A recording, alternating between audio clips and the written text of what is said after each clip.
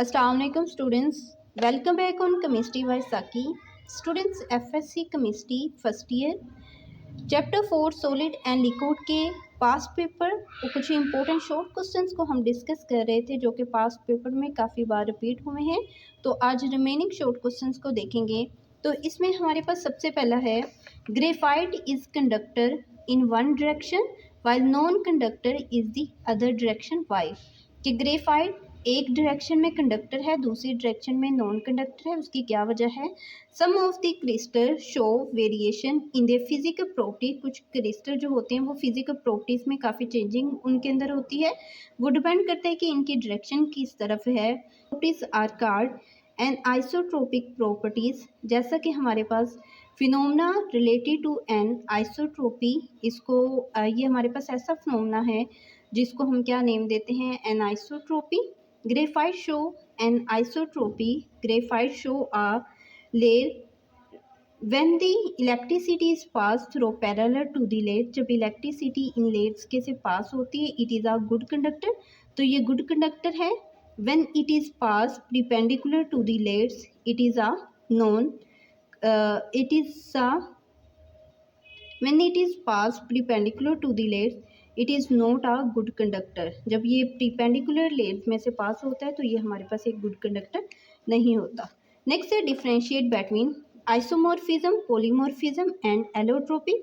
Students, ये आपकी book पे इनकी डेफिनेशंस मेंशन है तो आप इसमें डेफिनेशंस करेंगे। It is mean by transition temperature, the temperature at which two crystalline form of a substance can coexist. ऐसा टेम्परेचर जहाँ पे दो क्रिस्टलाइन फॉर्म किसी भी सब्सटेंस की कोएग्जिस्ट होती है उसे हम क्या नेम देते हैं, ट्रांजिशन टेम्परेचर का।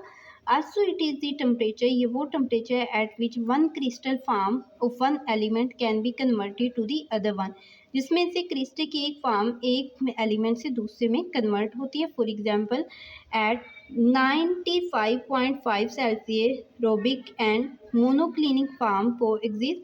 सो this is the transition temperature for sulphur. Next है, define lattice energy. The energy release, ऐसी एनर्जी जो रिलीज होती है when 1 mole of an ionic crystal जो बनता है फ्रॉम द आयंस, जो आयन से बनता है। So the energy required to break 1 mole of solid into isolate. तो जो एनर्जी रिक्वायर होती है उस सॉलिड को आयंस में कन्वर्ट करने के लिए इन द फेस इसका लैटिस एनर्जी, वो हमारे पास क्या है, लैटिस एनर्जी, जो कि एक्सप्रेस की जाती है किलो जूल पर मोल में। जैसे कि हमारे पास सोडियम क्लोराइड की एग्जांपल है तो इसकी एनर्जी हमारे पास कितनी आएगी, -787 किलो जूल पर मोल। लेकिन जब इसकी ब्रेक फॉर्मेशन हमारे ब्रेकडाउन हमारे पास होगी तो इसकी लैटिस एनर्जी कितनी होगी, प्लस में होगी, 787 kilo joule per mole. Explain the brittleness of the ionic solid. Ionic solid are highly brittle, काफ़ी चमकदार होते हैं क्योंकि आयनिक सॉलिड में पैरेलल लेयर्स होती हैं और इसमें आयंस होते हैं अल्टरनेट पोजीशन पे।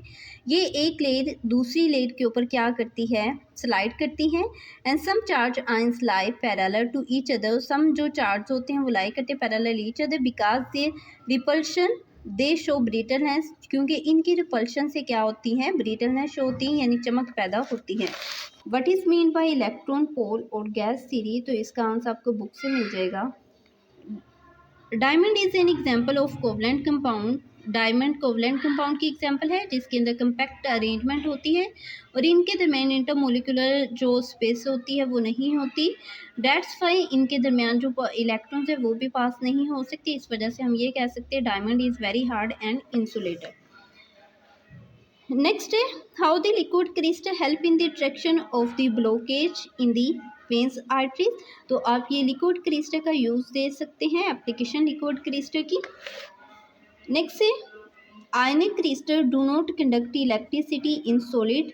आयनिक जो क्रिस्टल है वो सॉलिड में इलेक्ट्रिसिटी क्यों नहीं कंडक्ट कर सकता, क्योंकि उनके दरमियान जो है हार्ड पैकिंग होती है, चार्ज जो है पास होने के लिए इनके दरमियान रास्ता नहीं होता। The major cause of the electrical conductivity, जो कि इलेक्ट्रिकल कंडक्टिविटी की एक मेजर वजह है।